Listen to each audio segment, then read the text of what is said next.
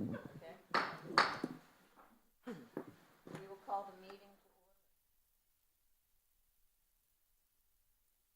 order. Test.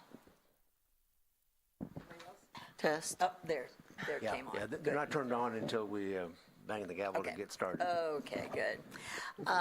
So welcome to the meeting of the ECUA. When I was elected chair in November, I promised to occasionally share the gavel, and I have asked Mr. Stevens to chair today's board meeting, and I told him I did have an obligation at 7, so to please make sure we were out by then.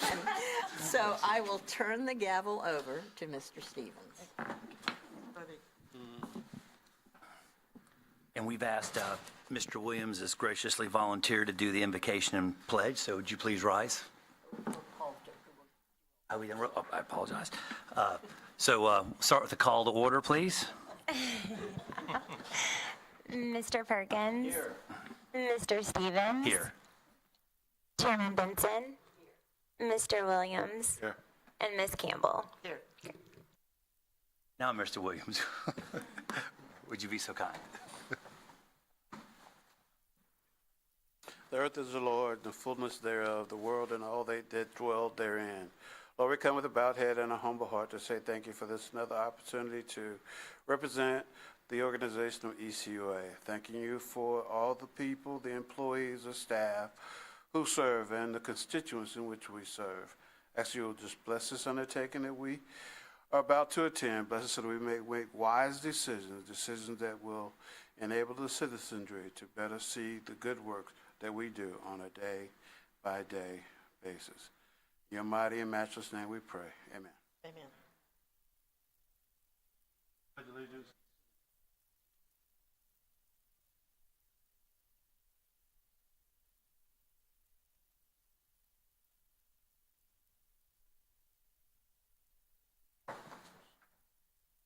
Thank you, Mr. Williams. I would like to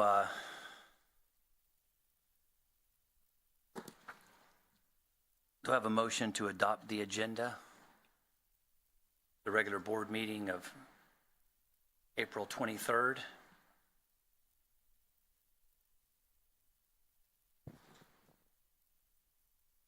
Ms. Campbell makes a motion. Mr. Perkins seconds. Please vote.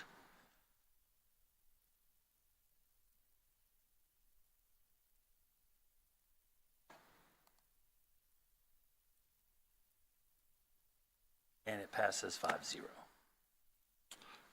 Chair, I didn't have any changes. Sir? I said I didn't have any changes to that agenda. I apologize. Yes, no changes. Thank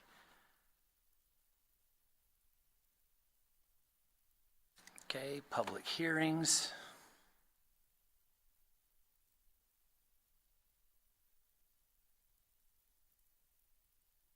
See none. Open forum. We have one pink slip by Mrs. Owens. Ms. Owens, would you please come to the podium? If you would just state your name and address, please, and there's a speaker button right there in front of you. Just turn that on so we can hear you. Yes, ma'am. Help her out. Can you hear me? Yes, ma'am. Okay. My name Miss Vanita H. Owens. I live at 6286 Ferguson Court, Pensacola, Florida. And if you could just explain to us what your situation is. Yes, ma'am. I'm calling. I'm here because I've been having issues with the trash being picked up on Fridays.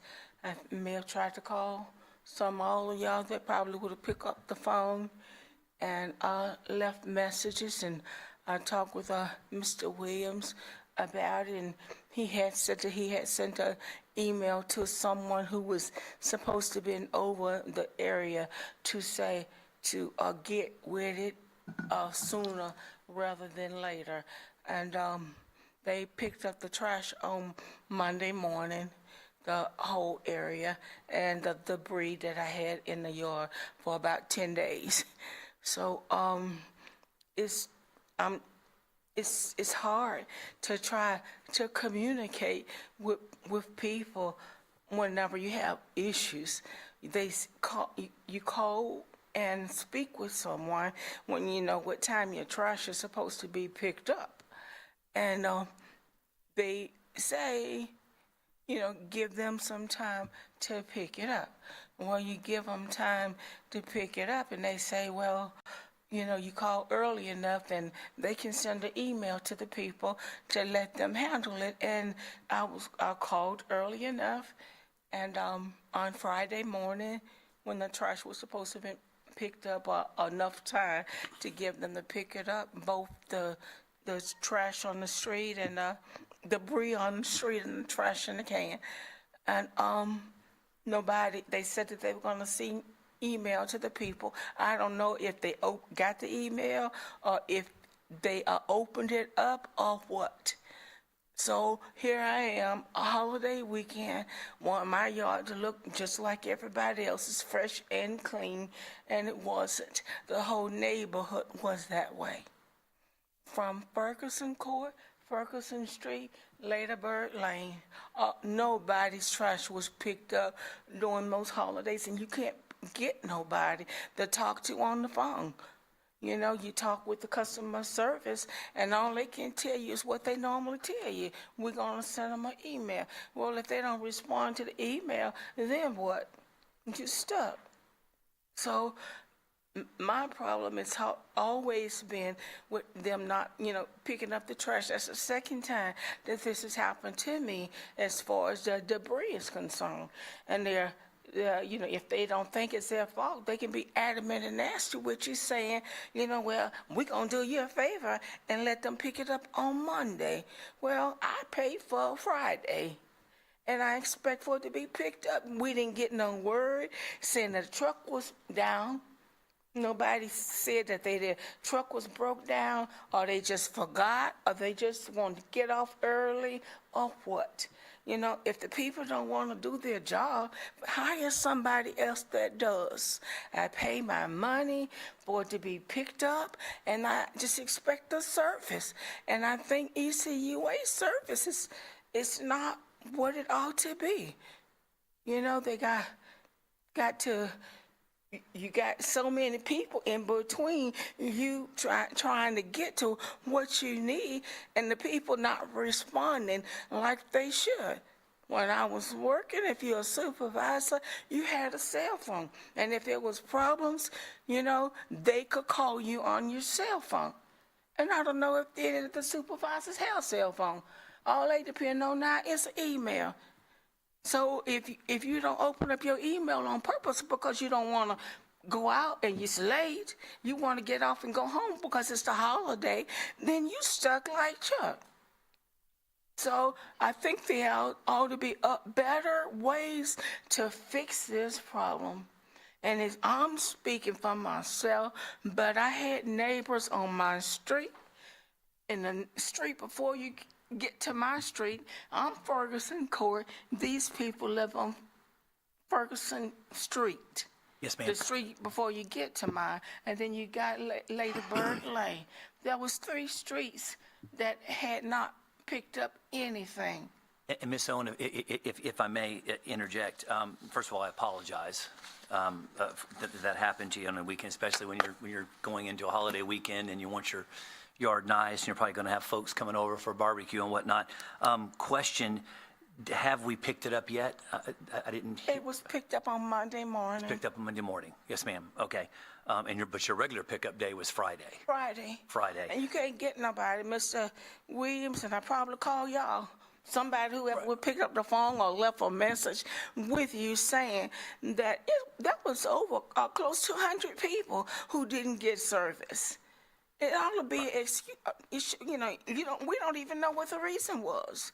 Whenever they don't come, the first time I was told when my trash wasn't picked up, when the debris on the street was there, I was told that the guy was new in the area, so he went all the way down one street and got a dead end And I don't know whether he turned around, how he turned around, but once you get to the dead end, you turn left to get to my street. Right. So I don't know how they said, well, he knew in the area. Well, if you knew in the area, you'd have been out on the route with somebody before they leave you on your own. Right, and Ms. Owens, we've actually got a couple of board members that want to respond to you as well, but I can tell you, so you obviously you called the customer service number, left a message with them, then you sent an email. No, they said that when I called them in the middle of the day on Friday, because the trash hadn't been picked up, they said, well, give them some time. They may still be coming. Sure. You know, they probably running late. So I said, okay, I'll give you that. So they said, in the meantime, we're going to send them an email to let them know, hey, you know, have you, you know, the people said the trash hadn't been picked up. Or I don't know what message they sent to them, but they said that they were going to send an email and let them know that they hadn't got to us yet. You know. So we've got a board member that wants to respond to you, so I want to recognize Ms. Campbell. I was going to wait. I think it's Okay, Mr. I only Williams. saw you on here. Was Yeah. there, Does Mr. Williams want to speak? Mr. Williams, would you like to respond to Ms. Owens? Ms. Owens, they want me to respond. I've talked to you, and it is good to see you. And I'm sorry, I look a mess. I'm sick, No, but I had to make it here. I took all your comments in, and I'm so glad you came before the board to make these comments, because what you say is similar to calls I may receive generally, where they call customer service, but the call doesn't go to sanitation. So, No, it don't. right, so if there's anything, if there's a breakdown in communication, is that portion from customer service, as I understand it, from customer service to sanitation, particularly if you want to speak to a supervisor in sanitation. So I think we got the best sanitation people in Escambia County. Does that sound a lot? No. No, when like twice my trash ain't been picked up, and you can't talk to people. You said that you sent an email to them saying to pick it up sooner rather than later. I did. Well, sooner to them was yesterday, Monday. And I can't speak to what happened Friday. It was relayed Saturday. They don't normally work. Sunday they don't normally work. I was surprised, but I guess they worked on the holiday, and they picked it up. I was told that it would be probably picked up yesterday, which is Monday. Yes, and it was. So that's my only comment. I thank you for coming, and because I thank you for bringing voice to your whole community as it relates to that issue that happened on Friday. You told me, and I was going to talk about it. And the gentleman I spoke to, and I hope he speaks to you before you leave today. But we're going to get that fixed in that whole area to where the thought is that doesn't happen again. Well, the sanitation people, you know, I worked for 31 years with the county building inspections and permitting office. A lot of y'all, if you came to build or renovate, I was one of the techs, a permit tech there for many, many years. So my boss, for us, it was all about customer service. And when somebody comes to your desk, you service them. Whether you know everything, if you don't know everything, you find out what you need to know or send them to the right people. And about all my life, it's been about customer service, because that's how I was raised. You know, I worked with Champion International Paper Company for many, many years. And it was still then all about customer service. And so I'm just having a problem with customer service with ECUA. Yes, ma'am. It's not the people that are customer service people. It's the garbage people that pick up the trash. Yes, ma'am, Ms. Owens, and we've got another board member that would like to also respond to you before I make some closing statements. Ms. Campbell? I just wanted to say thank you for, I believe you did contact me, and I thank you. I thank you for coming out here. You are beautiful, number one. Don't you ever say you're not. You're beautiful. But thank you for coming all the way out here And I'm sorry that that happened to you. I know, I can feel your pain because they were repaving my roads right before the holiday, and my garbage got missed. And it's awful when you have garbage, especially on a holiday, you know. So I'm really sorry that happened to you. It doesn't happen often, but if it's happening frequent to you, by all means, we need to get staff to get with you and figure out why. Because sometimes there's just a new driver, or the roads meet weird or something, but if it's happening more than once. It's a dead end. Yeah. You come to the dead end, you turn left. Ain't nowhere to turn. Yeah. You can't turn right, don't you gonna be in a trailer. I You always turn have left. issues on the dead-end streets, so we'll have staff get with somebody and make sure that they figure out that dead-end street for you, and thank you so much for driving all this way out here. And I just don't wanna, I just want it fixed, period. Yes, ma'am. That's all fixed. And Ms. Thank Owens, you if you so would just, much. yes, ma'am, if you just hang tight, we have a couple more comments. Mr. Woody? Ms. Owens, you had said that it happened twice. Yes. And in your opening remarks, you mentioned that trash had sat there for 10 days. So that implies to me, but I wanted to make sure I understood correctly. So it Yes. was missed 2 consecutive weeks? You said No, it's occurred twice. I want to be sure if it one was. time this month and then last month in April, Okay, so it's happened twice, Toward a month apart? toward the end of the month. Okay. Yes. That's important information for us to understand. So if it was consecutive, that would imply that we're having a problem on that particular route or Yes. something was going. If it was 2 separate weeks, then there may be Yes. maybe a different issue. So Mr. Gary Dean, our manager of collections, will probably talk to you before you I leave. was told that my next door neighbor told me that she has a niece that works out here, and they called one of the guy that's supposed to be over the garbage people I guess in this area or whatever, and said that he wouldn't even pick up the phone. So we had that problem. Okay. And Ms. Owens, and again, I apologize. I think that's all. I did want to make some closing arguments. I'm great with faces, not so good with names, so I'm so glad you jogged my memory, because I'm like, where have I seen you before? Yeah. See, I'm becoming permanent in office, so Yes. thank you very much. You were always very courteous and quick and prompt in your service. The many times that I visited that office, so now I can place the face. Probably the most common call I get is either a missed garbage pickup or a missed bulk pickup, and so you followed the procedure. I think it kind of hit maybe on a holiday weekend, but you followed the procedure on calling our customer service office and then reaching out to your board member, who in turn did the same thing I do. We send out emails. I'm sure Mr. Williams does the same thing I do, and the other board members will copy the director, and then we'll copy the corresponding department head, and then look for a resolution. And normally that happens pretty quick.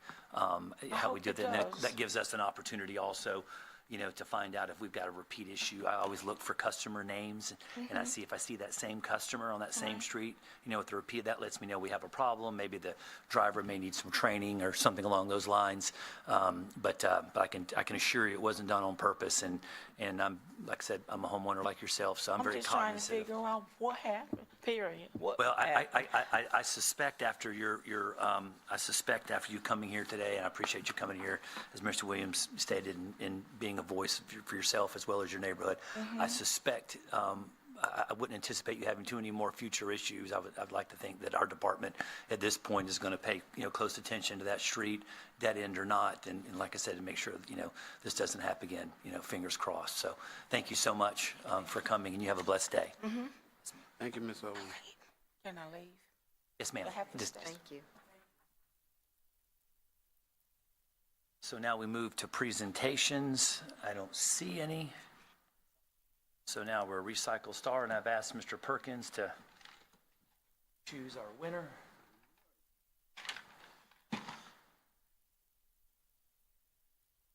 Corresponding. 19. 19. Number 19. That is Mr. and Mrs. Don and Pat Kelly. So we want to thank Mr. Don and Pat Kelly for their continued vigilance with our recycling service, as well as the other individuals that have also been going above and beyond and with recycling. So you will get the appropriate, Mr. Don and Pat Kelly.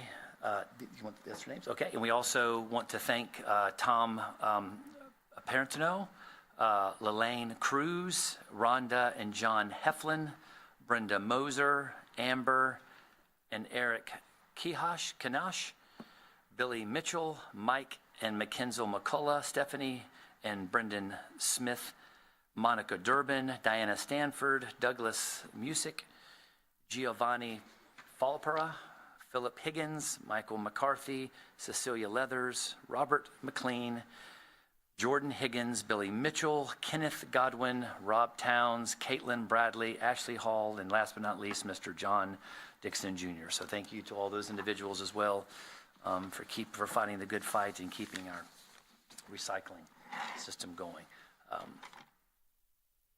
We now move to approval of minutes. Regular meeting. Do I have Ms. Campbell has moved, Ms. Benson has seconded. Please vote.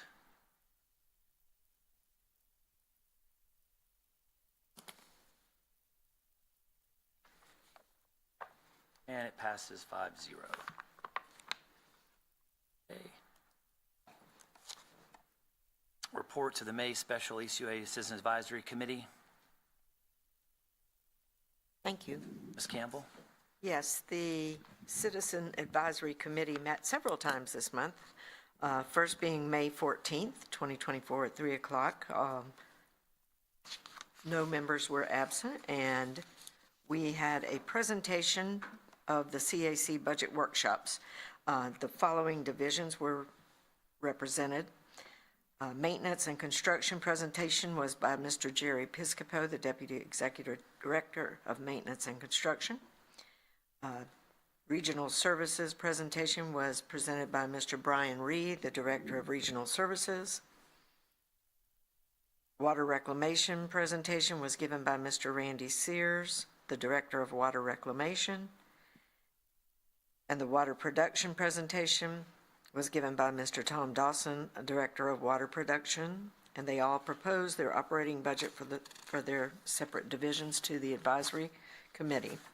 On Wednesday, May 15th, Vicki Campbell was absent, and Mr. Williams did a fine job, and Mr. Perkins was absent. We had a presentation by Tommy Fitzpatrick, the Deputy Executive Director of Shared Services, a presentation by Mr. Tommy Fitzpatrick on Sanitation Material Recycle Facility, Mr. Hamad Rizal, a presentation on the information technology, and Mr. Gabe Brown gave a presentation on the customer service presentation. Then on May 21st at 3 p.m., all members were here with the exception of Mr. Brown, Mr. Rivera, and Mrs. Cromartie. And Mr. Stacy Hayden, Director of Engineering, gave us a presentation on the proposed water and wastewater capital improvement budget. We have nothing to vote on at this time, but as chairman of the CAC, I would like to again thank our staff for the informative budget meetings and for providing meals for the CAC, especially a special thank you to the CAC for taking the time to attend not only one, but 4 meetings this month during an otherwise busy time of year for all to understand the inner workings of our $190 million+ budget. Your questions were always enlightening and very much appreciated as we make those difficult decisions of what to fund in our coming year. That concludes my report. Thank you, Ms. Campbell. And I would also like to second what Ms. Campbell said as well about our staff. Just and department heads, very, very thorough. Me as a board member very, very much appreciate the very thorough explanation, detailed line by line of the challenges each and every one of you all face in your departments. And then, and again, some suggestions. I always like to tell folks, come to me with some solutions, not just the problems. And you all are very good at that, not just having some challenges, but also coming up with some solutions. So for that, I appreciate. It's like Ms. Campbell. I'll move it. Okay, Ms. Campbell has moved. Ms. Benson has seconded. Please vote.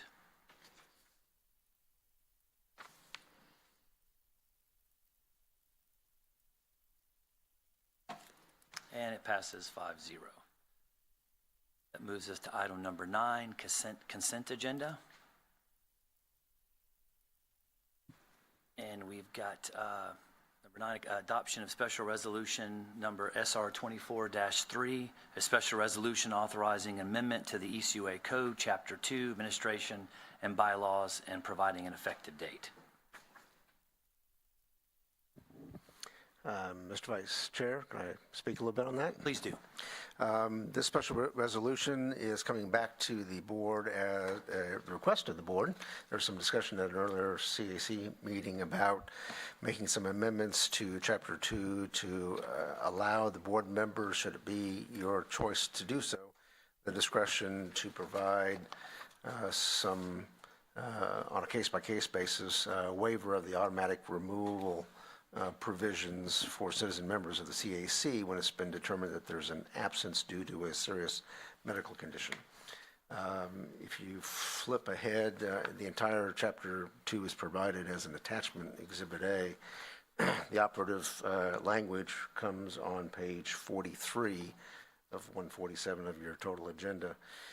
And existing subsection 2-61A7 currently says any citizen member who is absent from any 3 regularly scheduled meetings within any 2 consecutive calendar quarters shall be automatically removed from the committee.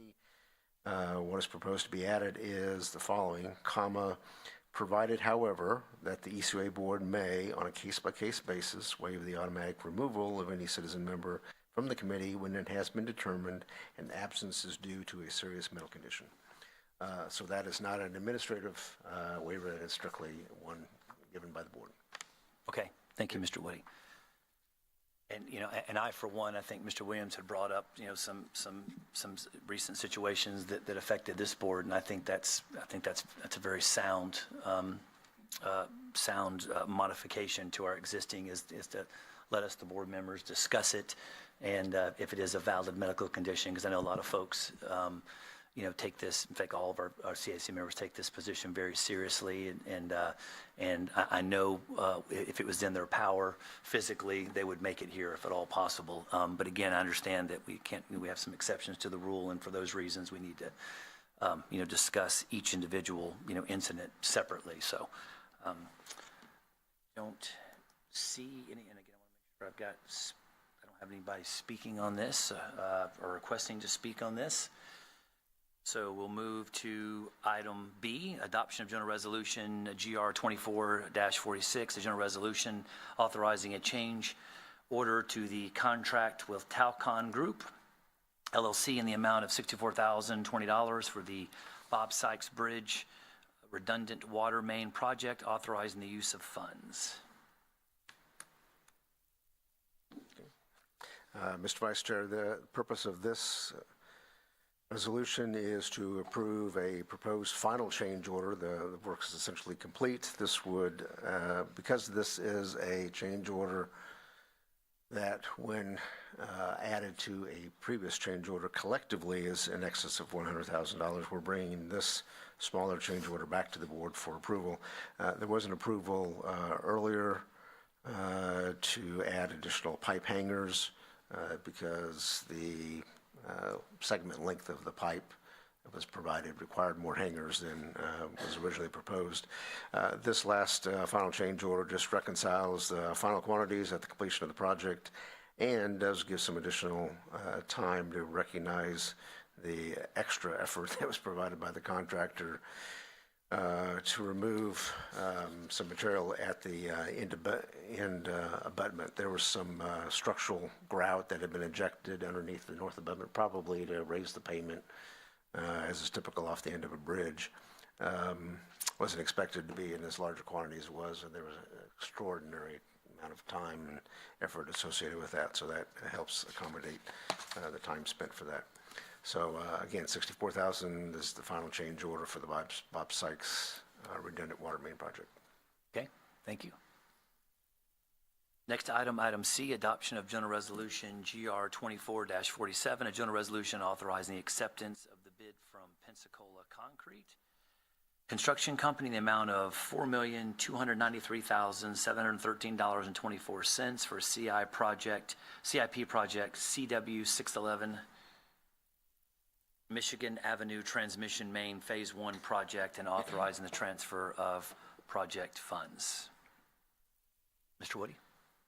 If you turn to page 117 of your agenda, there's a map that shows the overall length of this project. It is along Michigan Avenue. It actually starts clear over on the Softly Field side of the road, west of Mobile Highway, over by Royal Port Court, essentially behind the, CVS, I guess, in that area. It continues east down Michigan Avenue over to Esperanto Drive. This project is to install a 16-inch diameter ductile iron pipe. The purpose mainly being to maintain system pressures and improve water supply delivery in the immediate area. It was a recommended project from our master plan. This is one of 3 planned phases altogether. There's one more to the west that would go all the way back to Blue Angel, and then another one to the east a little ways as well. This particular project has a tight timeline. Is the longest of the 3. The Florida Department of Transportation is doing a resurfacing and pedestrian safety project in that entire area, adding some sidewalks and doing some other improvements. So we have a deadline we need to meet in order to get our work complete. That's the background information. The unfortunate part is that this project did come in higher than anticipated. We only did receive 1 bid on the project, although it is from one of our regular bidders. Looking at prices, although they were higher, they weren't any particular outliers that gave us enough pause to not recommend that we go ahead and proceed. To do that, however, we will be taking some funds from some other projects, a few of which that have been completed and have some remaining balances that we can easily apply to this project, and a few others, a couple others that we're going to have to just postpone a year so that we can use those funds to complete this project in the given. Okay, and Mr. Woody, so in just looking at this, so what was our original estimate? I mean, what was our or probably guesstimate is probably the correct adjective to use now with getting some of this work done, because at 4.2, I know you said it went a little bit over. What did, I guess 2 questions, and this may be for Mr. Hayden. What did we have budgeted for it originally? And then you already answered my next question, our next question in your explanation, but we only had 1 bidder on this project, which is a pretty large project at 4.2, so 1 contractor bid on this. Mr. Hayden. Yes, sir. So the original budget, I believe, was about $2.5 million, but this was pre-COVID prices. The revised estimate was about $3 million, and that was we estimated that several months ago with the help of the consultant. Because it was 1 bidder, that elevated the price. I think a lot of this is reflective that all the work, or I should say 90% of the work, will be done at nighttime. And so your cost for labor and everything Goes up for that longer exponentially, period, for sure. Yes, sir, has an impact. And But doubled, like literally, this doubled. Yes, sir.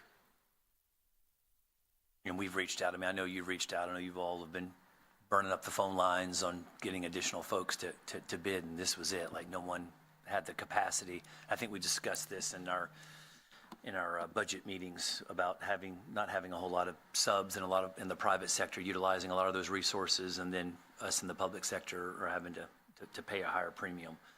I don't mean to interrupt anything Stacy's saying, but I do want to be sure and add there that we had some pretty good attendance at the pre-bid meeting, where contractors attend and ask questions prior to submitting their bids so they can get things clarified, and that gave us some encouragement. We were going to have some good competition, but it didn't happen when the bids actually got turned in. Okay. Yes, sir. Oh, let's see. Ms. Campbell? Yeah, I know this is a very much needed project, and I'm glad to see it getting done. The price is difficult to swallow, but that's really going to help the water pressure there. I do hate to see us kick the can down the road on a couple of these things where we're moving funds, especially the Carpenter Creek sewer rehab. So, maybe we can look for, I mean, is that going to put it behind, or Mr. Woody, or? Well, a couple of these are excess funds left over from some projects that are completed. The one that I'll let Stacy be a little more specific about which ones Sure. to borrow from. Mr. Chairman, may I? So the Pensacola Bay water main water redundant supply, that is actually in 2 phases, with that first phase being complete. So that's what was remaining, but there is a second phase to that, but it's going to be a lot further out than right now. So that is a big, a significant amount that we're pulling from there. It's $1.7 million or just over that. Replacement of antiquated water mains, that's a little bit that was left over from this year, although we definitely have projects we could do. Same thing with water quality connections. We've done all those connections that we can make for the time being. There may be some others out there that we'll have to get to later. Same thing for the Carpenter's Creek Sewer Rehab Phase 2. Okay. That was extra funds there. Okay, And then perfect. this project does fall in line with our water master plan implementation. So we pulled from there. Thank you. I appreciate that. Thank you.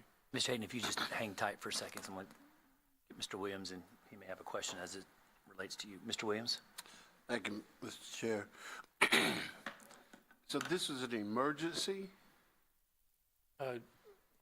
Mr. Chairman, no, sir, it's not an emergency per se, but it is work that needs to be done in a timely manner before it does become an emergency. The reason I say that is DOT has awarded their project, and that work near this intersection is going to be done very soon, and we're trying to get our water line in ahead of them, and we'll actually be trying to take advantage of some of their traffic control of their DOT permitting. So if we don't do that, there could be a problem down the road for us where we could be in conflict and then have to tear up a perfectly new road. Second to that, we're using piping as part of our settlement with a pipe supplier, and we have until December of 2025 to use that pipe, and a significant source of that pipe is going to this, or a significant amount of that pipe is going to this project. Okay. Understand. Was it not scheduled in last year's budget, though, right? It was not scheduled to be done at some point in the future, as much as because FDOT is doing their project now. Is that why it's moved forward now? That's part of it, yes, sir. We thought we would have a little bit longer to do this project, but I believe that since a lot of the grant funds have come down the pipeline from the federal arena to the state, then some of the state projects have actually kicked off a lot sooner than what we had thought. So, and we're trying to anticipate some other projects for the exact same reason. Who's getting grant money? Well, it was the, oh my goodness, the Are we infrastructure. getting any grant money, more specifically? Sir, I'm Are so we sorry. getting any grant money, more specifically? Not from the same source, but we are getting money from the state appropriations for a couple of other projects, namely the $950,000 for the reclaimed water project, and then also from the state appropriations, we got $3 million that will be applied to that project. But, that's not a direct, that did not come directly from grant funds, but you kind of wonder, did grant funds pay for something else which freed up money to be able to be applied to our projects from the state? I don't have that answer, but that's just an assumption, so, on my part.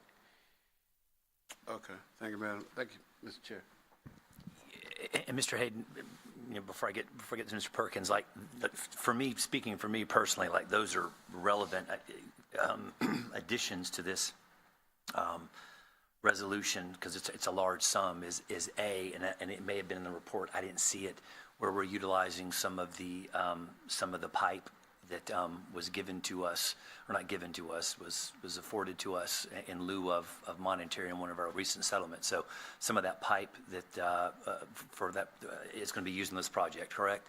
Correct, yes, sir. I don't know if that was in there or not. And then secondly is any time, because that's music to my ears, anytime we're able to I don't want to say piggyback, maybe the wrong phrase, but off state or federal money, when it can, FDOT, for example, where they're able to provide some of the mobilization, some of the trenching, so forth. And then, of course, most importantly, where ECUA, doesn't get the proverbial black eye going behind the county on a freshly paved road or sidewalk and like jackhammering it up. And then I get a call from one of my county commissioners friends asking me why we're out there jackhammering their road that they've got this stuff. So I certainly appreciate that, and I know you do that. I know that your staff does a great job at that, of communicating with our county and state partners. And as these projects come down the pike, we are trying to, again, I'm going to use piggyback again off of some of that mobilization and some of that infrastructure. So we're not having to do it A and then B again, not wasting taxpayer dollars. Yes, sir. So if you could include that, for me, just any of those like little excerpts on this, that would probably answer some of the questions, and probably help answer some of Mr. Williams' questions as well, as why we're doing this now, and if that wasn't in there. Mr. Perkins? Thank you. Yeah, that's a good point. A lot of times projects will get moved up when there's other people in the roadway, because it's less expensive for us, and then we're not, tearing up the road again and just, inconveniencing all the citizens that are in that area twice. My question was on the pipe, and you partially answered it, was that I want to know if we could use that pipe from the lawsuit. Was that the overage, is that including us using that pipe, or will we see some reduction in this amount because we were able to use that pipe? Straight. This cost is for the construction only. The pipe was purchased via a separate purchase order. So this price does not include the pipe. That's the way we already planned been it paid for. originally anyways, purchase it separately for Yes, tax sir. purposes? Okay. Yes, sir, correct. Absolutely correct, to try and take advantage of some tax savings here. Okay. Thank you, Mr. Hayden. I don't think we have any more questions. Thank you. Next, we move to item D, adoption of General Resolution GR 2448, a general resolution authorizing the executive director to execute an amendment to the attorney employment agreement with Litvak, Beasley & Wilson & Ball, LLP, for attorney services at specified rates and providing an effective date. I insist we keep them despite this resolution. Thank you, Mr. Commissioner. Mr. Woody? We have we receive wonderful services from Philip and Robert and Don and others who provide us services. As with any growing business, though, there can be changes in employees and assistants. So this amendment is for the purpose of removing a name of a prior employee that was in the agreement before. And then specifically that's DeWitt Clark. You may remember that worked with us pretty closely for a while. And then also a minor amendment. We have on occasion in the current agreement already allows for the firm to negotiate compensation for third-party assistance for litigation or other types of services. We did clarify a few points so to be sure that it also allows for retention of ECUA attorney as a co-counsel for tort claims, which we've done in the past with the board's approval. So the only amendments you'll find are on page 121, the removal of DeWitt Clark's name in section 2B. And then if you flip over to section 3A on page 124, We added clarification of rates as they apply to other staff and their standard hourly rates.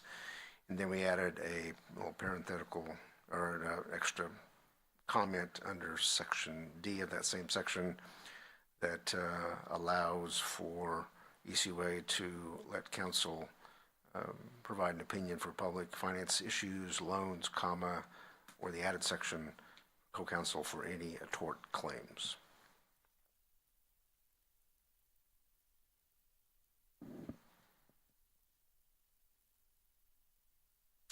And Ms. Campbell.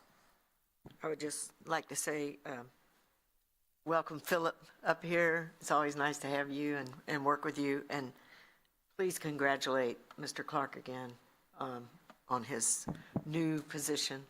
And I had lunch with him last week, and he's really enjoying it. I sure will. Thank you, Ms. Campbell. No further questions? Yeah, I want to make a comment, Mr. Chair. Oh, there you are. Okay, sorry, Mr. Williams. Go ahead. What was the need to add that last sentence or statement? Why was that added? You may remember last year, maybe it's going back a couple years now, we had some outside co-counsel to help us when we were pursuing a lawsuit with a prior counsel, Odom and Barlow. And we had some challenges getting help and assistance doing that. In the end, Litvak Beasley themselves provided those services, and they were co-counsel then for essentially a tort case.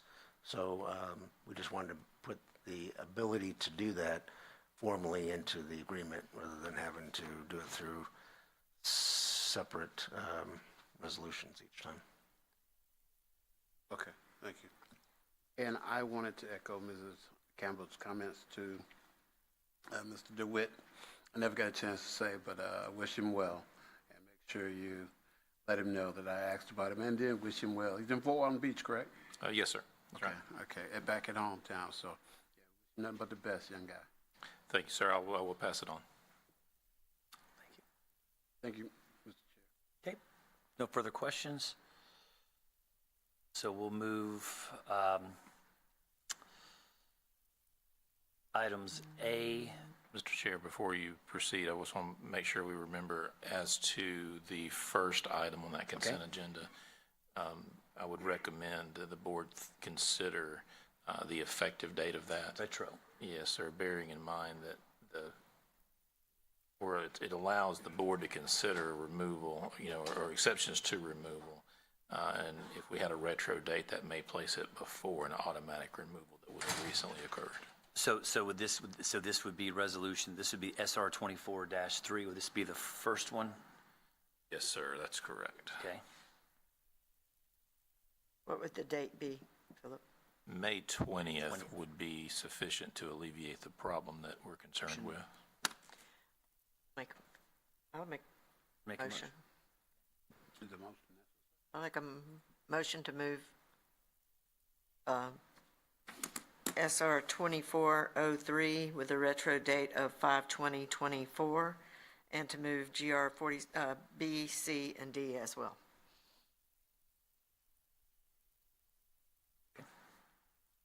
We could unsecond me.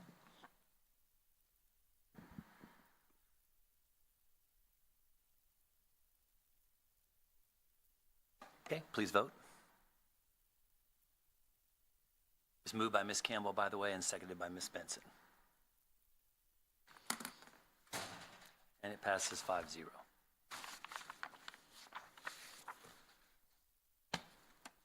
All right.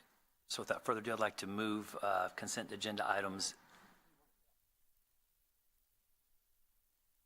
Can I get a motion to move items A, B, C, and D for consent agenda? I thought that's what I just did. That you No, just- I said and move C, D, C, yeah, I apologize. yeah. I moved them all. You're good. All right, moving on. Slip that in there. Yeah, I'm did. good. Thank you, Ms. Campbell. Taking care of you. All right, so we moved to item 10, the budget report. March 31st interim financial statements. All right, good afternoon. What we have for this agenda is the interim financial statements for March 31st, 2024. We prepare these quarterly and present them to the board every quarter. Instead of just a budget to actual on the expenditure side, it's got a full high-level view of our financial statements. The first couple of pages are the sources and uses statements, basically an income statement for ECUA overall. So overall, the funds are our operating income through 6 months was 45% of the budget, which is typical. Pretty much everything is right around that 50% mark. Water and wastewater are a little lower. They're at 41 and 42%. But that's right on track with where we need to be. There's some accruals that happen, the way the billing cycles work, and as of March 31st, that's not when the billing cycle ends because of all the customers that we have. We have some that go into like the second week of March. So that revenue is not reflected in these statements, which would increase that percentage. And we also have a higher usage during the summer months anyways. We're pretty low through the first half of the year, and then it ramps up as people are watering lawns and filling up pools and washing cars and stuff like that. So tracking along on the revenue, investment income, interest income is over budget. We budget pretty conservatively on the investment income because we really, we don't know how the markets are going to react during the year. So we're well above budget on that, and then impact fees are 49%. So we're tracking right along with that. On the expenses, operating expenses are 43% of the budget, and then capital improvement and debt service are at 40%. So overall revenues, expenses are right in line, and then we've got a breakdown for each fund. We've got one for the water and wastewater fund, and then another for the sanitation and materials recycling facility funds. Again, it's pretty much the same story for all of them. On the income and expense side, we're right at 50% on revenue, a little under 50% on expenses. So we're in the black. And then there's a balance sheet and some various notes and things like that. But did anyone have any specific questions on any of the statements? And actually more of a comment than anything else. So, although we're in a higher interest rate climate right now, hate to even use the phrase silver lining when it comes to interest rates, but with the interest income that we're actually making, because we've just about doubled what you had budgeted on interest income. Yes, and that is for public funds investing, it's a little difficult. It's not in direct correlation with what you see as an individual or private business.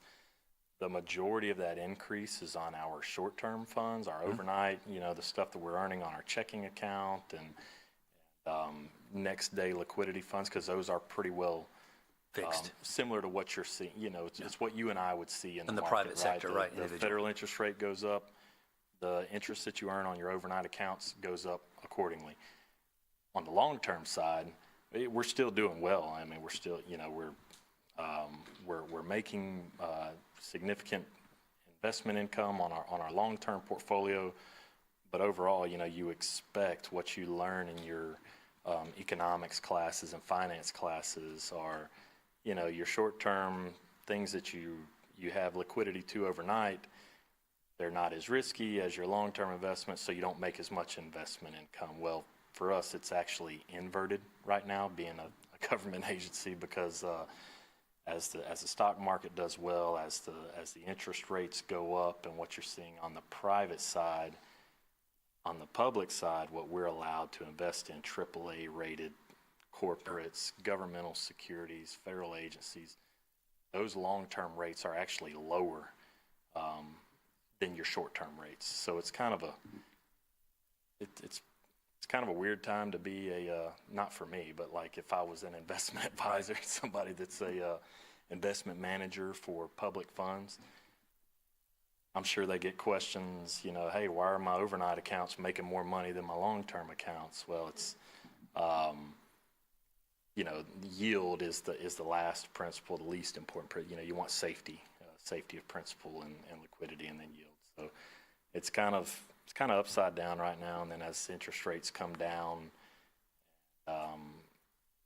and things start to level out a little bit, our long-term portfolio will actually outpace our short-term on the earnings. But the short term's looking good so far. yeah, short-term's looking good, but that could, you know, you have things like, you know, COVID pandemic that happens when the rates, you know, go to zero like that, and then that short-term interest goes away.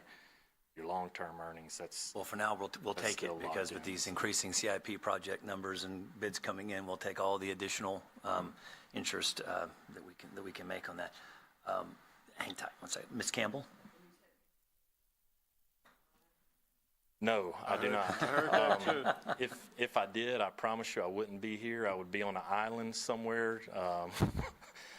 You know, I wouldn't have to come to work every day. I'd know all the right things, and my money would make money, and I wouldn't need a job. And but all signs are pointing to them eventually coming down. But I don't know how soon or how much. But the experts say that they're going to decline eventually, sooner than later. Thank you. And I don't see any other speakers. I just want to make sure. Okay. So we'll move to item B, the April construction change orders, $50,000 to $99,999. Yes, so for this item, we did have two items, construction change orders over $50,000, less than $100,000, which that's, I think we discussed it last time. At this level, it's the executive director has authority to execute those, but this is just a FYI of, you know, significant change orders that may fall under that board approval threshold. And there were two. One of them was actually mentioned earlier in the consent agenda on the Bob Sykes redundant main project. There was a $79,000 change order that Mr. Woody mentioned about the additional materials, clips and hangers and things like that for the pipe. And then there was a change order on April 17th for the Muldoon GAC filter piping project of $72,356. And there was some relocation of the pipe and replacement of a 8-inch water main that was adjacent to the facility as a result of the GAC pipe. Okay, thank you. And I appreciate it, because it's nothing to, you know, to hinder in any way Mr. Woody or the staff's ability to, you know, to conduct business and day-to-day operations. I for one just wanted to know about it. So if it falls, like whether that be an email or like this in a report, just a monthly report, here's everything that fell underneath there. That way, if I get asked by some sub or contractor, or whatever the case may be, I'm not blindsided by who, what, when, and where. So that was just so I thank you for that, to keeping us in the loop. Don't see any questions as it relates to item B, and that moves us to item 11, the executive director's report. Mr. Woody. Just two items. A reminder that the cross-connection policy that was fairly recently adopted by the board will start, the information associated with that will start reaching our ratepayers soon. If they have a water supply to a sprinkler system, or water supply to a sprinkler system, or have a cross connection such as a well that serves their water sprinkler system, or a well that serves the house. So we have potential of 4,000 altogether to contact and resolve over a period of about 4 years. Now, we'll try to tick off about 1,000 of those a year. So Initially, we'll probably send out a couple hundred the first couple of months, see how the responses are coming back, and whether we can adequately keep up with that rate of letter distribution. I had previously provided the board copies of the, I can't remember now, whether it was 5 or 6 different types of letters to that we would send to individual property owners depending on the type of connection they had. As a reminder, I will attach a set of those to this Friday's board report so you can review them a second time conveniently before some of your constituents start receiving them in the month of June. Big thanks to Tom Dawson and Daniel and all of their staff for working on this program. It's an awful lot of behind-the-scenes work to pull it all together. And then lastly, just the FY25 budget reminder. We've done presentations. We'll bring it all together for both the CAC and the board in the months of June on the 18th and the 25th, respectively. When we come back, we'll have an updated MRF budget that recognizes what we think to be proposed changes in both revenues and expenses going into FY25. Then after that, in the month of July, we'll come back with a recommended preliminary rate setting resolution. It'll be read as preliminary in June 23rd, and then as required by state law, we have to wait 30 days for notification opportunities for the public to respond. The final rate setting resolution then would go to the board then on the 27th of August. And that's all I have. Sure. And Mr. Woody, just to follow up on the new resolution that's going to go into effect as it relates to cross connection is if we could just get, I know you're going to send out the proposed letters. I know that's going to affect a large amount of my ratepayers in District 5. So just, something on the bullet points, because I'm going to try to reach out to buddy at North Escambia and have him, they put out an article letting folks know, FYI, this is coming, so when you get these letters, and then also just try to prepare myself for some of the questions. So just, the talking points and bullet points and so forth, so I can respond intelligently to the inherently large amount of questions and concerns I'm going to get when these letters start going out. So yeah, I would appreciate that. Yep, I remember your earlier request. It's in progress. Okay, thank you. And we have Mr. Perkins. Yes, so Yes, sir. just in time for elections on the backflow preventers. So Yeah.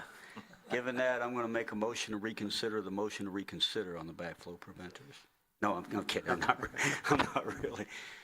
But the one response you can give them is, I voted against it. Them son of a gun there, they voted for it. I voted against it. So at least you got that. Thank you, Mr. Perkins. Sure. Yeah, thank you. Okay, and Mr. Williams. I think I voted against it too. And this is ahead of the compliance date that the state has set for us in 4 years, having all of these completed.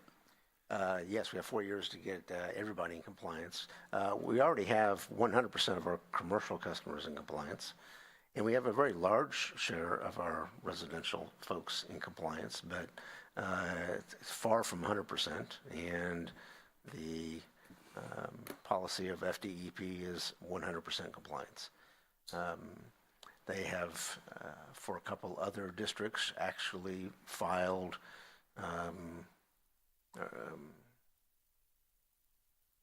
actions to forcibly get this work done. We're wanting to avoid that, obviously, so we put forth the recommendation to the board that we take the next step of letting our folks who are out of compliance know that they would have the repercussions of losing water service if they don't comply. So that's the big change from how we've handled it in the past with how FDEP is forcing us to handle it in the future. Okay, as long as we're going to be in compliance, that's kind of it. I know you're going to have an equal amount of residents that you're going to contact year 1 through 4.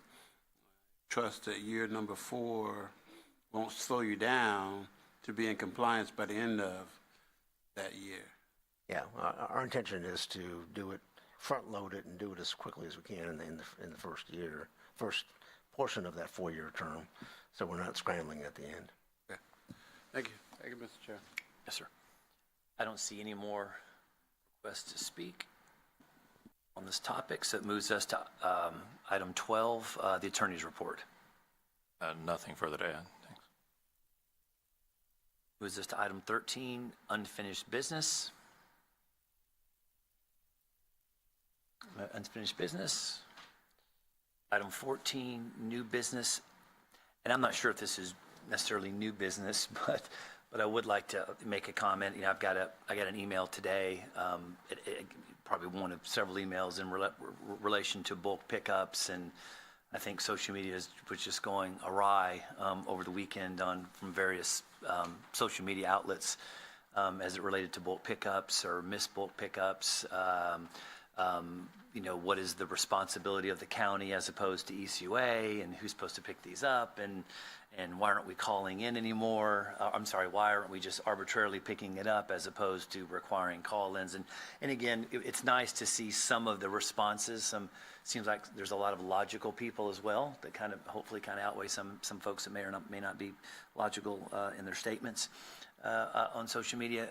You know, kind of pointing out what the director, the staff, and the board has said is, look, we've picked up a couple bicycles in the past, perhaps, that were clearly may not safely rideable, but we picked them up and got calls that we're having to replace old bicycles with new bicycles out by the road. You know, various maybe window units or so forth that were clearly, you know, water damaged out by the road, but now we're so it was nice to get some responses back. I've learned early on not to respond, although I want to respond to some of these, answer some of the questions. There were a couple responses on, you know, on fuel. Like, look, you know, there's reasons why we did this also for fuel, but I don't have a clear-cut answer. I know Mr. Williams has brought it up several times. I know clearly, but as many times as you brought it up, Mr. Williams, you get as many calls as I do probably about maybe renters or folks moving out and they're leaving their trash, and now who's going to be picking that up? And then there's a blight to the subdivision, and so it's a constant. I mean, I'm getting more and more of those now about this isn't picked up or that isn't picked up, and on occasion you'll get someone that'll respond, that was a renter or this person's moved out, and who's going to pick it up? And even though it does fit in our size, you know, requirements for pickup, so I don't know any easy answers or solutions to this issue, but I got quite a few of those emails as well over the weekend on with little pictures of this and that. Again, I'm not sure if it's going to be something that we're going to look into in the future on, do we want to go back to arbitrarily picking it up? And I'm not saying that's a good idea. I don't know if it's a great efficient use of time and resources, but it would be nice if there was some better way to even, you know, to address the renter situation or so, where it is in a house, it was a former ECUA customer. Could we go pick that up? I don't know. I know that would help some of the blight, move outs, in and outs, and so forth like that. But I don't know how we get around the whole "no one called us" type of situation. So the material itself fits our standard. The size perimeters fit our standards for picking it up. Now what? And I understand who's paying for that. And then, you know, obviously someone's got to pay for that because it's not the typical homeowner who's going to pay for that. So would that be something the residents of Escambia County be willing to say, hey, you know, we've got a fund here to address this issue, but someone's got to pay for it. It clearly isn't the renter who moved out. They're not paying for it. You know, is this something that's a big enough deal, much like recycling, where you're willing to pay for that service? So again, I'm just more of just looking for solutions than actually having one right now. I don't know if you want to do a comment on that, Mr. Woody. Just a couple comments. It is a service, pretty luxurious service actually, that we provided in the past in picking up whatever's laid out at the curb if it falls within certain parameters. Our neighbors, including the city of Pensacola, you know, don't provide that. You have to call and you have to pay for it inside the city limits. We don't charge extra for it. but we thought it was reasonable and prudent to be more efficient with ratepayer funds by not driving every single street, when clearly we're only picking up something from every 50th house or something like that, maybe at most. Not even that much, goodness. One or two per neighborhood generally is about all that it is. Some of the examples that were given from time to time, for instance, when renters move out and leave a whole lot at the curb, those kind of situations, even under the old program where we'd pick up stuff, if it's a large accumulation like that, that's actually considered an extra service, and we would have to be contacted, even under the old program, we'd have to be contacted and provide an estimate to the property owner for removing that much material. We have some limitations on what we normally pick up. And you had already mentioned that we have always had a series of expenses monthly, let alone annually, reimbursing folks for things that we picked up at the curb that were there on a pickup day, that because they were at the curb were assumed to be a bulk item, and turns out that was a child's bicycle or a barbecue or a chair, or whatever the case may be, for various reasons, that we wind up then having to reimburse it at full new value for something that we picked up. So it has been cost efficient to request a phone call. That's helped mitigate and forestall having to raise a rate, an extra % or so in the recent past. And therefore, we think it's been a worthwhile investment. We do recognize that ease of contacting us for bulk pickup is important. I'm pleased to say that right now, working on, in addition to our Recycle Coach app, that when complete will allow people to use that medium to contact us and request a bulk pickup without having to make a phone call. Everybody likes to do so much of their business wherever possible over a mobile phone, so that's something that we're trying to do to help make that easier for our consumer. Thank you, Mr. Woody. Mr. Perkins? Yeah, I'm starting to come to the conclusion that in political discourse, emotion and rhetoric has a lot more weight than logic and reason. And I don't know if that's just because there's a lot more of it out there and not enough logic and reason gets put out there. I personally feel handcuffed when I see things on Facebook that I know the answers to and would love to provide them, but because of the Sunshine Law, I don't dare put anything on Facebook related to ECUA, because I don't want to, end up with a sunshine, even hint of violation. So I never ever respond on social media about ECUA stuff because of that.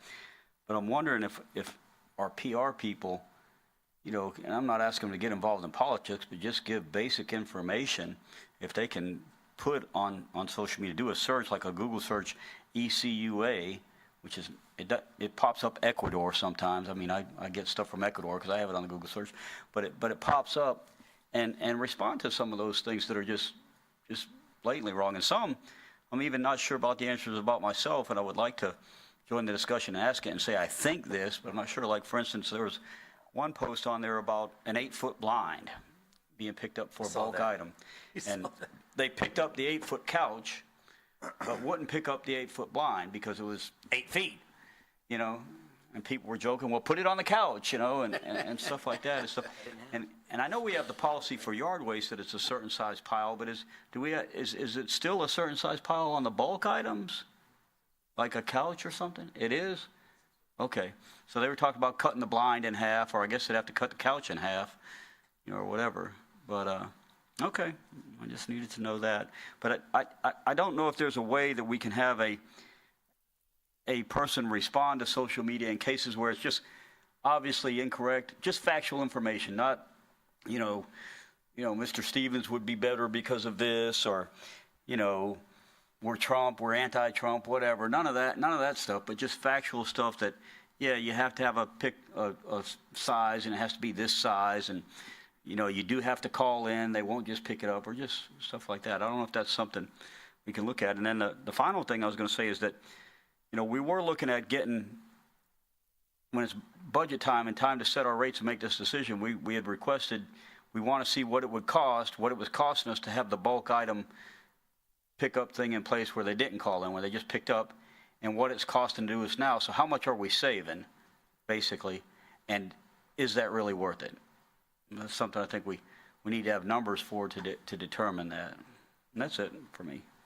Thank you, Mr. Perkins. And I saw the same thread as you, and I wanted to respond so bad. Cut it in half.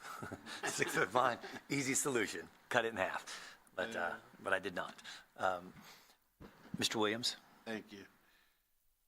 Bulk items, and as we heard from Mrs. Owens today, it can be just a perception of getting it right or getting it wrong, but I can tell you we really have, I don't know if social media is the only way that many people get information today, and so somehow for those who don't know still, then we have to find alternative means of communicating with them so that they do know, because as we've been going over the budget, we're going to make sure that all of the constituents that we serve know what our decisions are relative to rate increase or no rate increase. And so I think we owe them that same courtesy as it relates to service, to make sure that they know what changes we've made in order to better serve them. It's not fair for us to change the policy, raise the rates, and they perceive the services not being equivalent to what they're paying for. Mrs. Owens, as she was saying, she pays a bill all the time. And so she don't expect ever to not get her service on a Friday. And many other members of the community, when they see bulk items in their community, they pay their bills on time. They don't expect ever to see bulk items in their community not being picked up. And so if that person who's leaving it there doesn't know the ECUA change in policy, that's not the good paying customer's fault. That's an ECUA issue that has to be resolved from ECUA's perspective. However, we have to reach out. I think we have to find a way to reach out. I liked when we talked about incorporating the sanitation workers and just communicating what they see as they go about doing their pickups, whether it's in my community, it's always the recycle that comes through first, early, and then the sanitation people come through. But somehow, if there's a consistency of what they see, even if they use a marker to identify that item that's on the curve so that that customer knows from that item that's on the curve, you need to call this number in order to get that item picked up, then we've made some effort to communicate our policy change, and now they just have to comply with that change in order to get that issue picked up. And it might not be them. It may be a neighbor who sees that and starts a conversation, but we have to make every effort, not only via social media or mobile devices, but in concrete ways in which customers will get that information to say, hey, now you know. So that's all you got to do. Just give us a call. We'll pick it up. But until that's done, then we're not, I say it's on us because we changed our policy. Thank you, Mr. Chair. Thank you, Mr. Williams. Ms. Campbell?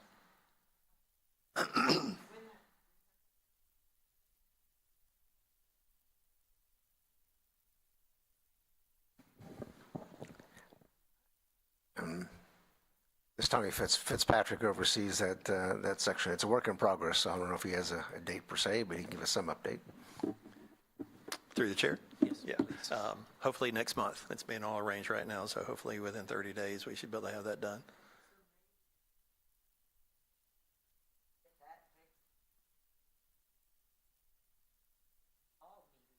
Yes.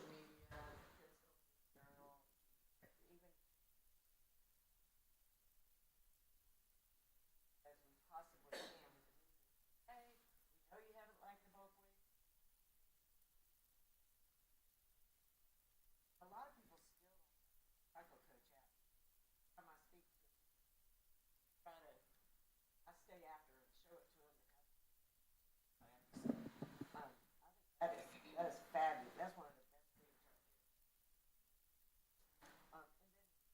All I had on that. And then I had a question. Like,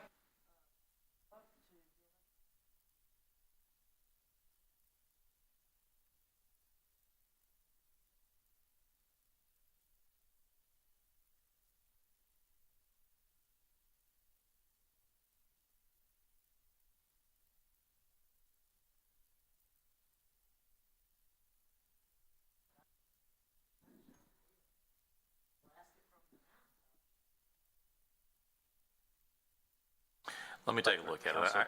I could certainly see how someone could make an argument, that there was some intent of communication going on there. But I also am sensitive to what you're suggesting, that you've got every right to do that. So let me take a look at it, and I'll come back and give you a definitive answer. Yeah, and I'm glad you brought that up, Ms. Kim. I'd like you to second that as well, because I too hesitate on commenting on things, but again, I'm not communicating with another board member. I'm voicing my opinion, and which only counts for one. But what the problem is, if another board member voices their opinion and it's not in public, all of a sudden somebody's saying, well, we got two, we only need one more, and then. So, yeah, so It needs looking at. Yeah, for sure, the I think challenge the of the commissioners five- had a little trouble with it, had some problems with it. So. Yeah, understood, yes. And again, I definitely want some clarification. If I comment on a post and then another board member commented on the same post, That's right. No, it's and at that stage of concerning. the ballgame, would we just, Yeah. right? I suspect this issue's been litigated more than once, so I'm hopeful Curious. I'm hopeful that I'll find some good law on it, but I'll get a memorandum back to the Okay. board. Thank you. Yes, ma'am. Perkins, thank Yes, sir. All right, and then board communications. I had one more. Oh, I'm sorry. On the sanitation thing. It is kind of a dilemma on the missed Friday pickups. And the reason is because you don't know whether they're picking it up or not till the end of the day that it got missed. And so at the end of the day, you call in, hey, it got missed. Well, it's Friday, it's the weekend. Everybody's going home. That driver's getting, got him a six-pack and barbecuing with the family, And so, it's too late. And that's like, this lady, Miss Owens, she called me at 10:50 on Saturday. I stayed on the phone with her longer than I would have liked to, but by the time I got off, I emailed staff because she said, I said, can you shoot me a text or email so I've got accurate information? And I will usually CC them when I send the email. I'll copy them to let them know I've done something with it, that people have been notified. But she's I'm old school. I don't do that. So I'm like, all right, well, just give me the information. I'll write it down and call. So I write it down email. So I emailed, and I knew it was Memorial Day weekend, and it's almost noon on a Saturday, and I'm thinking the earliest possible this is going to get picked up is Tuesday. That's what I thought. Because I went out, I tried to go out to a couple of restaurants I really like on Monday, and they were closed, Right. and so it's like, and it was picked up first thing Monday morning, so that's pretty good, but it's still Not Friday. sat in her yard and sat out on the street, Sunday. Nobody works on Sundays, but it still sat out there the whole weekend. And I don't know if there's a way for us to, have some sort of checkoff or something, but to make sure on Fridays are our most important day. It's like the fourth quarter of the game. To make sure that everything is as tight as can be on Friday, and the other, we want it tight every day, but the other days are not as important because the next day there are people there and can do something. But Friday, if we can really kind of put a lot of extra effort into Friday route completions for sure. Thank you, Mr. Perkins. Anyone else have any comments?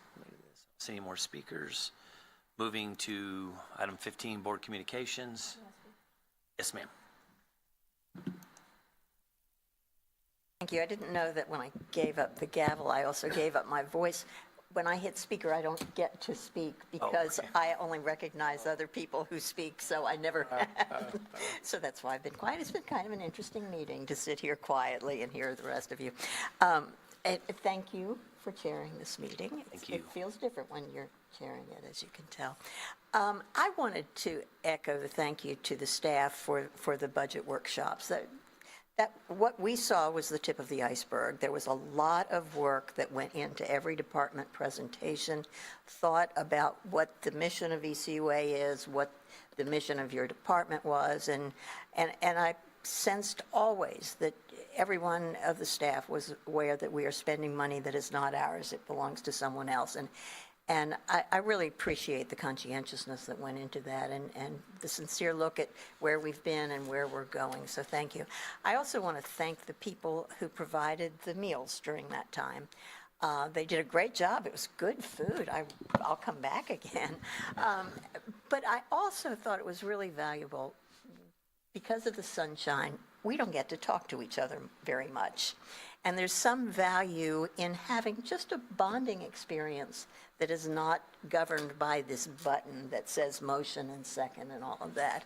And so I hope that we will continue to do it, maybe at a break so that we don't lose people, because particularly with the budget and all the work that goes into it, there's some value in us just breaking bread together and sharing conversation that has nothing to do with breaking the Sunshine Law, but has everything to do with forming a group that is cohesive and works well together even when we disagree.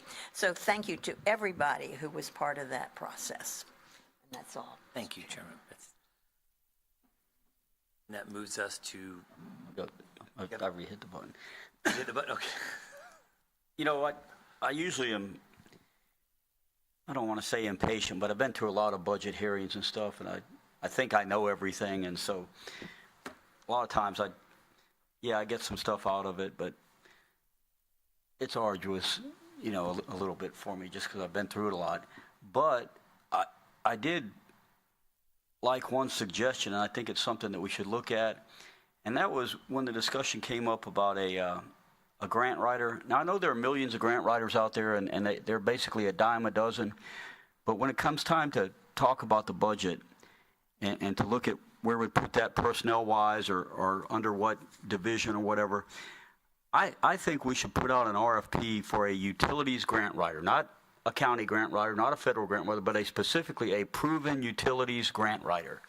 And if there's somebody out there that has gotten lots of money for infrastructure projects somewhere else, and they're, living in South Dakota in the cold, in the winter, and they see beautiful sunny beaches in Pensacola and a job opportunity here, and we have a chance to get them, I think it would be worth exploring. I mean, it may come up, we may not have any candidates that are worth looking at, but I don't know if there's any kind of professional solicitation or venue for seeking those kind of people. But I think it would be worth at least casting a line in the water and seeing if there's a fish out there that could bring us money there. So I'd like us to have that on the radar, and when we are making our budget decisions, say, hey, this is what we anticipate it would cost, or maybe even not have a cost, but just put it out there and see, and then if we have to, fund it out of contingencies or something if it looks viable. Thank you, Mr. Perkins. Mr. Williams, are you? Yes. Okay, so make sure. Two things. One, Mr. Woody, you went over the process en route to approving the budget for 2025. Could you just briefly highlight that again? I touched on the remaining steps we have left. I think that's maybe what you're referring to. The remaining steps, we've already given we've had 4 meetings last month, 13th, 14th, 15th, and 21st, to present the budget to the board. On the 18th and 25th of June, we will bring forth the entire budget as a package, including an update on the MRF section to the CAC and the board, so you'll see it as an entire package. Summaries, CIP, budget in the whole. whole 9 yards.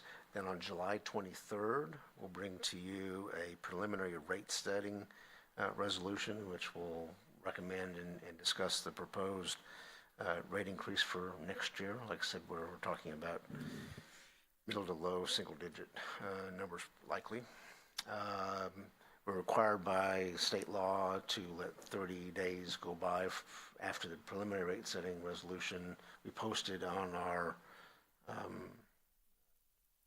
utility bills and in public places and make sure that our constituents know what proposed rate we're talking about changing for next year.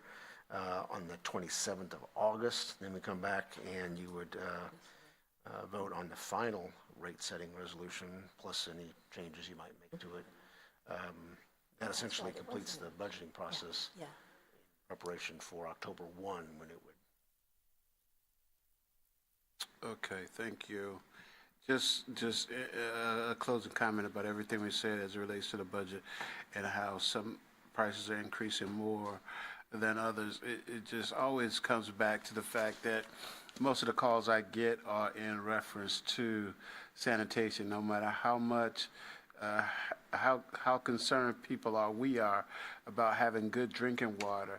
I never really get questions about good drinking water or the ability to move waste out of one's house into our wastewater treatment plants. And so just to get sanitation right means for most people, we're getting it right. And if we don't get that right, then for most people, they don't know about the rest that we're getting right. So just at the top of that list for me as we go forward into the budget is that we get that part right. Thank you, Mr. Chair. You've done a wonderful job. Thank you, Mr. Williams. And Mr. Woody, just a follow-up on the breakdown again of the budget process. If I'm not mistaken, there was as you're going to give us the finalized budget and breakdown on the recycling facility and so forth, so we can all make an intelligent decision as it relates to going forward. I believe the city, if I'm not mistaken, has contracted with an alternate service provider for recycling. So, and confirm that, I believe that's the case. Those were customers of ours, so that would also affect the budget. I guess losing that group of prospective individuals. I know the city was looking at turning back on the recycling at some point or entertaining that. The original service was they collected recycling from everybody in the same way that we do for our customers. They chose not to increase their rates by, what was it, $1.25, I think we figured. Instead to pull back from that, they stopped recycling altogether, issued an RFP for subscription-based recycling services where only those folks who wish to participate sign up for it and pay a separate fee specifically for that service. They had 2 respondents. It was RFP, request for proposal style, not a true bid. So they interviewed those 2 customers. We have been contacted by the one who had the lower unit price. I think they are anxious and hopeful and anticipate that it will be publicly announced that they will be the provider. That hasn't been done yet. That's why I'm not using the name. Sure. And likewise, they haven't announced the price, so I don't know what the charge would be. Even once they do both of those 2 things, then it's still yet to be seen how many people actually sign up for the service, whether that be several hundred or several thousand. We won't know, obviously, until that time comes. Okay. Thank you, Mr. Woody. Ms. Campbell?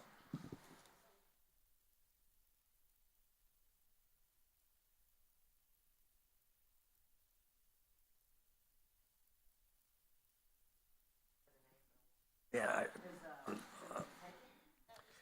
Both of them are local. We've been contacted by both the companies asking us what our unit prices are so they could factor that in when they submitted their RFP information. So it's never a done deal, obviously, until they sign a contract, but it's our anticipation they'll bring it to us. That was what I was asked by.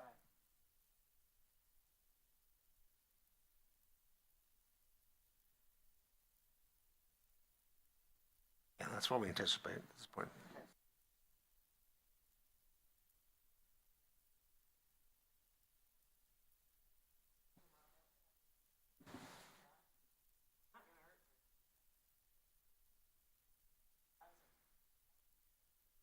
Or, I don't know if it's an RFP or just a job offer or whatever, you know, how we do it, but just put some feelers out.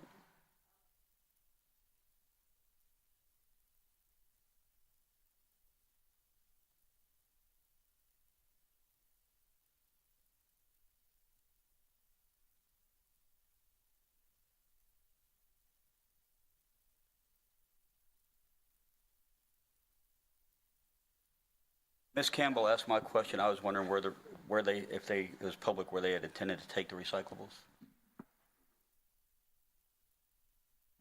I just know that I read an article, and I can't think if it's the News Journal or what, and they did discuss the company, which I'm not going to bring up, although it was mentioned in the article.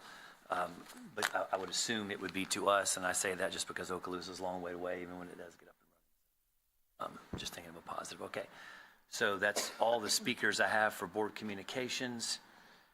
Moves us to number 16, item 16, open forum. I have no pink slips or requests to speak. 17, that moves us to adjournment. We are adjourned. Okay.